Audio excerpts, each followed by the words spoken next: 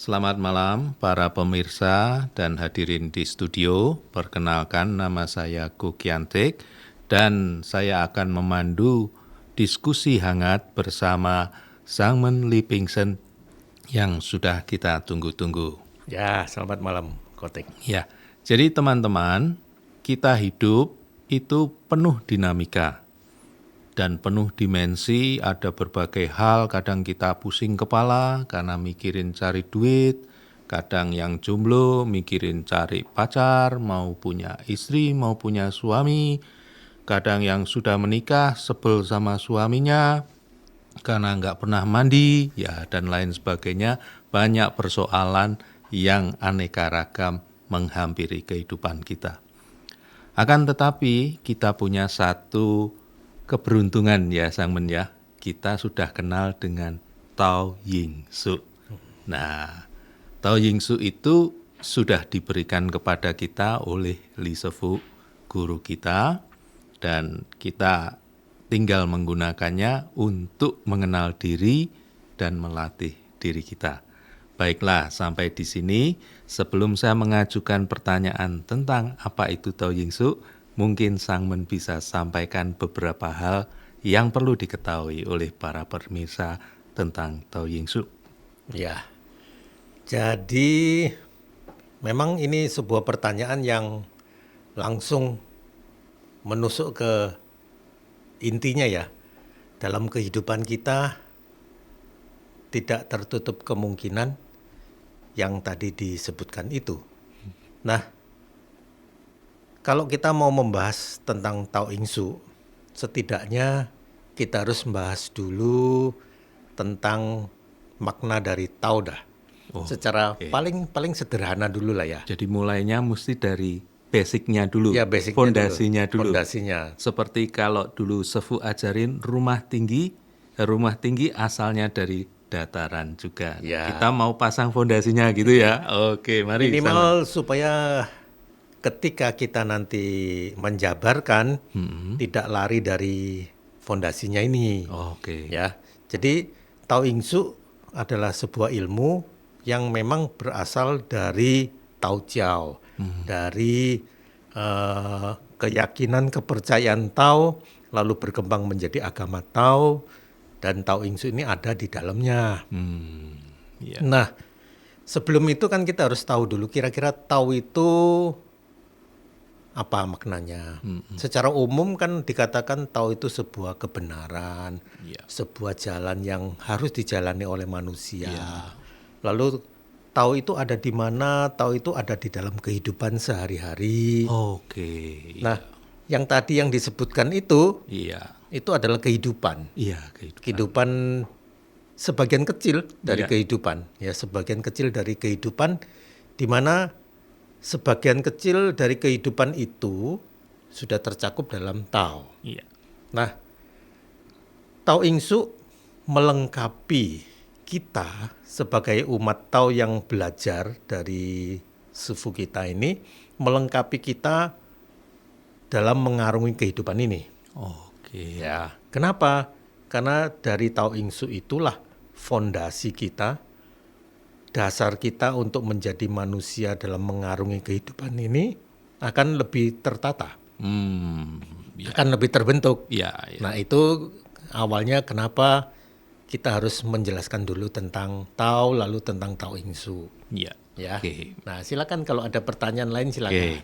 Jadi teman-teman, untuk memberi teman-teman sebuah pijakan atau rujukan referensial, jadi apa yang kami bahas berdua, yang kita bahas, yang saat ini saya bahas bersama Sangmen adalah apa yang tertulis dari kitab, saya nyebutnya kitab kuning, atau yang judulnya Siu Tao Menuju Kesempurnaan. Nah, kita mulai dari dasar. Apa yang kita bahas ini ada di halaman pertama dari kitab ini yang berisi ajaran Sefu. Ya. Jadi memang begitu Sangmen. Kita itu mau bertanya bahwa hidup itu kan nyatanya penuh lika-liku. Iya kan? Bahkan ada seniman yang menyanyikan lagu liku-liku kehidupan ku alami. Nah itu Sangmen bisa lagu itu. Pernah dengar ya? Pernah dengar. Oh ya berarti itu sudah generasi. Sudah generasi. Generasi agak-agak uzur lah ya, agak-agak uzur gitu. Iya. Tetapi itulah saudara-saudara teman-teman sekalian, keindahan di dunia salah satunya adalah kita bisa menyikapi dengan seni. Nah, kembali kepada Tao Ying Su. Dikatakan di sini, Sangmen, Tao Ying Su itu adalah faknya Tao itu apa gitu. Faknya atau cara Tao itu apa, su ilmunya itu apa, kung dayanya itu apa. Nah, di situ dijawab faknya Tao adalah cencau usang tafa. Ya, mohon maaf saya nggak jago bahasa Mandarin. Kalau ejaannya rada meleset-meleset dikit, harap dimaklumi. Kemudian su-nya adalah Tao Ying Su. Di situ ilmu pemandu. Lah kenapa kita perlu dipandu? Emangnya kita keliru gitu ya. Kemudian kungnya adalah Daesang Sen Kung dan Jikung. Ilmu kedewaan, Daesang dan ilmu pernapasan. Oke, nah mungkin dari sini Sangmen bisa berikan beberapa ilustrasi atau perspektif untuk memperjelas buat kita. Oke, jadi di situ kan fa-nya dulu ya. Saya mulai dari su-nya dulu dah. Ya. Su itu ilmunya. Jadi disebut Tao Yin Su adalah ilmu untuk memandu. Tao Yin itu memandu. Oh, Tao Yin itu maknanya memandu. Su itu ilmu. Jadi ilmu untuk memandu manusia dalam mengarungi kehidupannya. Oh, jadi kalau kita pakai analogi kita jalan-jalan ada pemandu wisata, ini adalah pemandu kehidupan, kurang lebih begitu ya. Pemandunya, pakai ini pemandunya, ilmunya disebut Tao Ying Su, pemandu. Lalu fa-nya disebut Centau Usang Tafa. Ya, Centau Usang Tafa. Jadi kungnya tadi adalah Taisang Sen Kung, lalu Jikung. Nah, ada 3 hal dalam melengkapi kehidupan kita. Oke. Kehidupan umat Tao, Iya. khususnya kita yang Taisang Men Xiao Yao Pai ini, sudah dilengkapi 3 hal ini nih. Oke. Apa saja itu, Sangmen? Tadi, Tao Ying Su, Oke. Centau Usang Tafa, Oke. sama Taisang Sen Kung. Oh, oke. Nah, 3 ini seringkali mungkin sebagian besar dari teman-teman kita, dari umat-umat Tao ini tidak menyadari nih. Tidak menyadari secara sungguh-sungguh makna dan sesuatu yang sudah dimiliki ini. Oh. Bahkan jangan-jangan salah paham gitu. Salah paham. Bisa. Gagal paham. Gagal paham. Ya. Nah, Tao Ying Su adalah ilmu pemandu di mana ketika pertama kali kita mau menjadi umat, mau menjadi umat Tao, mau menjadi murid dari Taisang Men Xiao Yao Pai ini, Iya. kita diberikan sebuah ilmu yang disebut Tao Ying Su. Oke. Dari sana dikasih Chen Yen, Iya. dikasih mantra melalui ritual Tao Ying. Iya. Lalu kita bisa membuktikan dewa itu ada. Oke. 2, kita bisa latihan sendiri. Iya. 3, kita mendapatkan ajaran-ajaran, filsafat dan macam-macam untuk bagaimana kita menjalani kehidupan. Oke. Nah, ya. ini adalah sebuah proses dalam kehidupan ini yang lengkap seharusnya ya. Lengkap ya. Ya. All in ya. All in. Nah, saya tadi kan ngomong Tao Ying Su.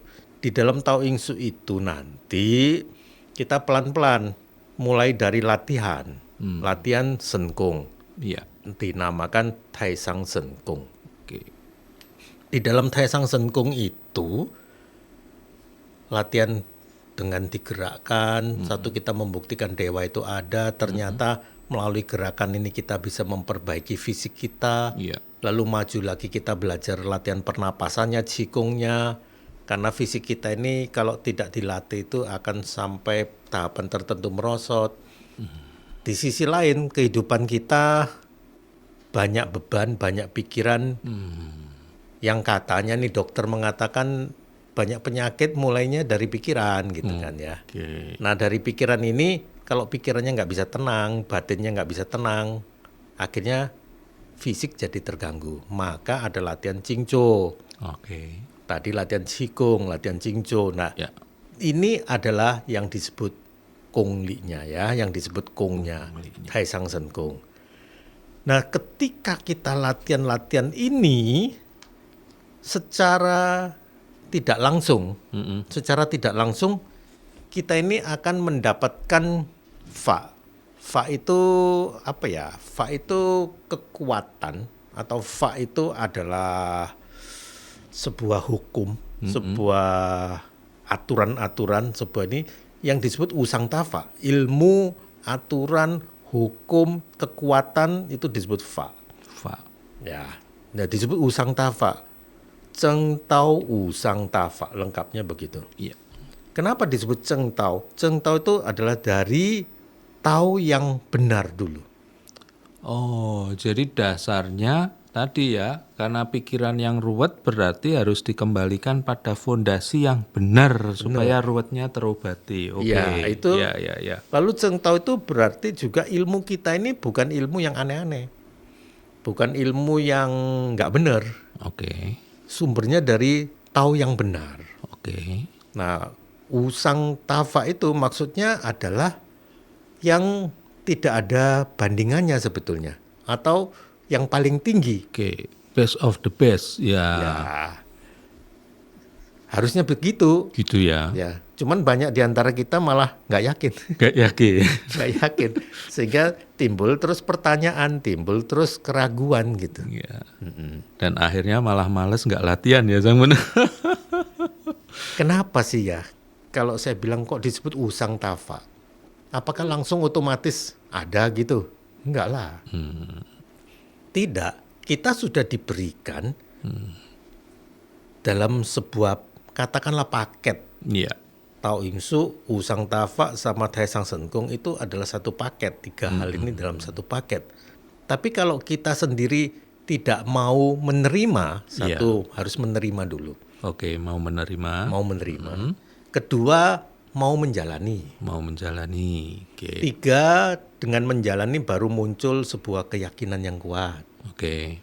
Nah, kalau kita tidak punya ini, ya nggak akan muncul itu. Oke. Ya nggak akan muncul, sehingga mungkin gara-gara itu yang menyebabkan teman-teman kita jadi selalu ragu.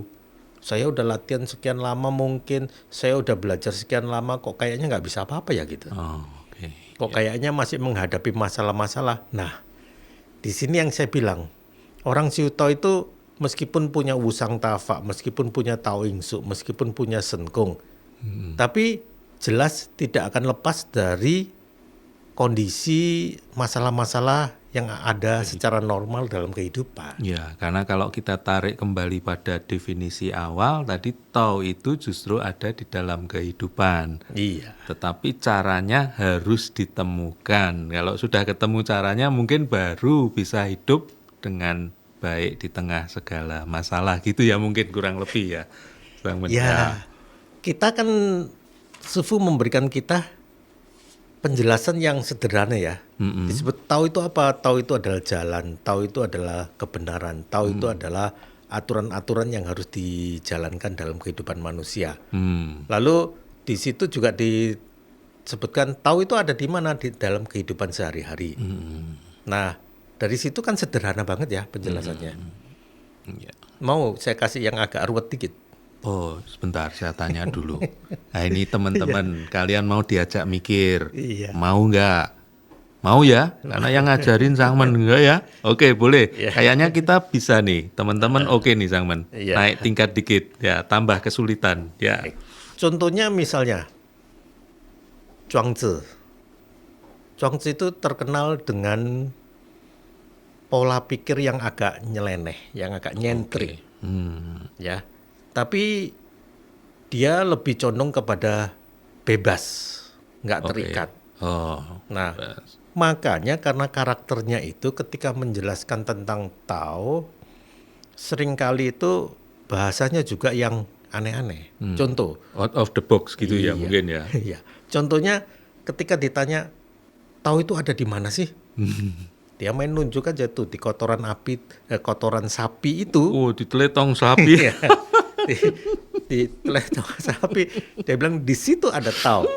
Wah, orang kan beranggapan gimana sih? Iya. Kok disuruh menjelaskan tahu malah main-main ini? Iya. Malah seolah-olah kayak apa ya? Menghina nih ya. Padahal tidak. Jadi sebetulnya di dalam kotoran sapi yang orang pada nggak mau deket, nggak mau megang, nggak mau nginjek pun nggak mau, di situ sudah lengkap. Coba kita pikir, proses terjadinya itu bagaimana? Melalui sebuah proses sapi itu makan rumput, masuk dalam pencernaannya. Ini sebuah proses alamiah yang rumit sebetulnya. Oh. Lalu keluar dari badannya si sapi ini jatuh ke tanah. Oke. Apakah udah selesai? Ya. Tidak. Di situ nanti akan ada belatungnya, akan ada bakterinya dan seperti diurai lagi. iya. Lalu dia menjadi kompos, menjadi pupuk, lalu membuat tanaman.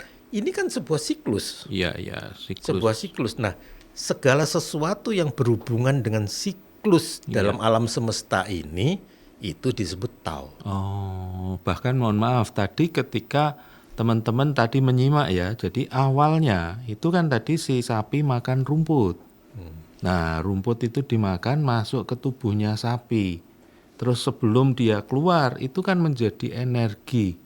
Sehingga si sapi itu bisa membantu Pak Tani membajak sawah, bisa membantu untuk diperah susunya, dan banyak hal bermanfaat lainnya. Jadi memang ujung-ujungnya setelah proses itu tadi dikatakan akhirnya menjadi kotoran sapi.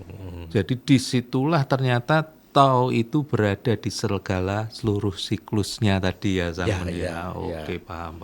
Jadi kalau kita bisa memahami ini, berarti kan kita berusaha memahami Tao ini dari segala sudut pandang, segala sisi kehidupan. Jadi Tao itu nggak terpaku pada cuman manusia. Oke. Alam semesta semua ini adalah Tao gitu. Oke. Dan dengan demikian sebetulnya kita belajar Tao itu diajak mikirnya yang lengkap gitu ya, Samun ya. Ya, sebetulnya mulai dari awal sudah diajak mikir sih. Oh gitu ya. Karena Ini teman-teman nggak sih, kita cek dulu nih siapa ayo yang suka mikir angkat tangan gitu. Jangan-jangan semua sukanya yang enak, yang gampang-gampang. coba bayangin.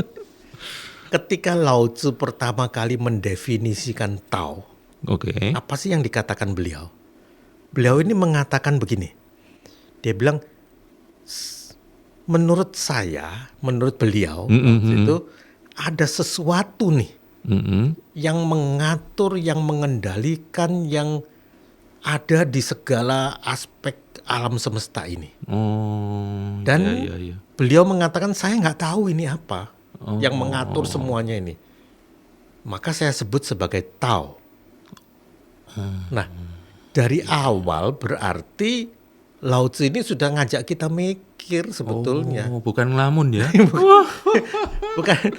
Bukan ngasal dong ya. Iya, bukan ngasal. Iya, sudah diajak mikir secara global, secara holistik, keseluruhan. Lao Tzu mengatakan ada sesuatu yang mengendalikan, mengatur alam semesta. Saya nggak tahu ini apa, maka saya sebut ini Tao. Tapi dia udah mikir dulu. Iya, dia mikir dulu ngasih kita. Kita disuruh mikir juga, kita males mikir.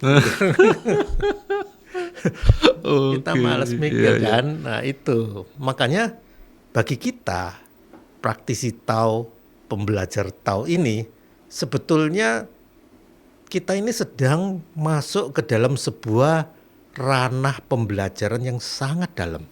Oke. Ya. Di Mandarinnya itu disebut xuan xie. Xuan itu adalah sesuatu yang sulit dijelaskan. Oke. Xuan xie itu sulit dijelaskan. Jadi orang-orang yang belajar ini disebut kita sebetulnya belajar sesuatu yang sangat dalam, sangat luas, yang secara umum aja sulit dijelaskan sampai clear. Nah, kita lagi belajar di dalamnya. Nah, kalau begini, bukankah butuh sesuatu pola pikir yang cerdas, yang mendalam? Betul. Tapi tetap dong, fondasi logikanya harus ada, kecerdasannya harus ada. Nah, ini yang harus kita miliki. Oke, jadi kita yang terpanggil dan berjodoh dengan Tao itu sebetulnya orang-orang pinter ya? Harusnya. Oh, harusnya. Harusnya ya.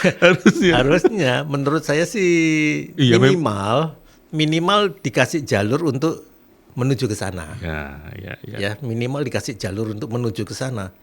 Bayangkan kita mau belajar Tao, mau memahami Tao, terus kita dikasih sebuah filsafat, sebuah pengetahuan yang membuka pola pikir kita. Kita tidak disuruh menelan mentah-mentah loh. Nggak asal yakin. Pokoknya begini enggak. Kita bukan dikasih pokoknya, kita bukan dikasih katanya, tapi pikirkan. Pikir. Lao Tzu saja mengatakan ada sesuatu yang saya sendiri juga nggak ngerti lah. Kan beliau udah ngajak kita mikir. Tapi paling tidak beliau sudah sampai pada penamaan ya. Iya, penamaan. Jadi ini dia sudah sebut Tao gitu. Nah, dari situlah cikal bakal mulai orang memahami tentang Taoisme, tentang religiusnya Tao dan sebagainya, mulai dari sana berkembangnya.